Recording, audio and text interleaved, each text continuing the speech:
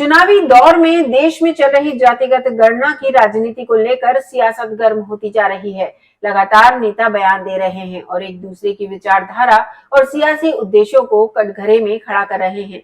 जबलपुर पहुंचे केंद्रीय जल शक्ति राज्य मंत्री प्रहलाद पटेल ने कांग्रेस की नीयत पर सवाल उठाते हुए कहा कि कांग्रेस बंटवारे की राजनीति करती है और कांग्रेस वही अपराध और पाप लगातार करती जा रही है।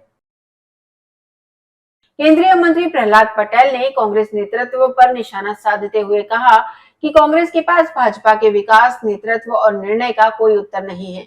यही वजह है कि बीजेपी की पहली लिस्ट आने पर कांग्रेस चौंक गई थी और दूसरी आने पर बौखला गई थी और अब कांग्रेस आरोपों का जवाब देने के बजाय भटकाने का काम कर रही है। उन्होंने कहा कि कांग्रेस समाज को बांटकर सत्ता की सीढ़ी चढ़ना चाहती है और यह कांग्रेस का पुराना इतिहास रहा है। केंद्रीय मंत्री प्रहलाद पटेल ने एक बार फिर दोहराया है कि कांग्रेस के पास मध्य प्रदेश में 2003 के पहले तक केंद्रीय मंत्री प्रहलाद पटेल ने एक बार फिर दोहराया है कि कांग्रेस के पास मध्य प्रदेश में 2003 के पहले का थका हुआ और दागदार नेतृत्व है। जैसे बिल्ली छींका टूटने का इंतजार में रहती है, वैसे ही कांग्रेस भी इंतजार कर रही है, क्योंकि पार्टी के पास ना तो नेता है और ना ही नीति है और ना ही नियत है। जबलपुर से वाजिद खान की रिपोर्ट। मैंने पहले ही कहा था आपसे, कांग्रेस के पास में 2003 के पहले का थका हुआ और दागदार नेतृत्व है। ये तो बिल्ली जैसे सीका टूटेगा इस इंतजार में रहती, उस चक्कर में थे। कांग्रेस के पास ना नेता है, ना नीति है और ना नियत है।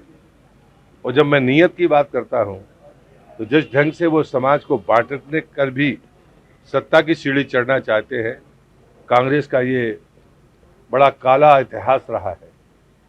आपातकाल हो, समाज को बांटने की कोशिश हो, जाति और धर्म के नाम पर जितना संघर्ष इस देश में कांग्रेस ने कराया है, किसी और ने नहीं किया।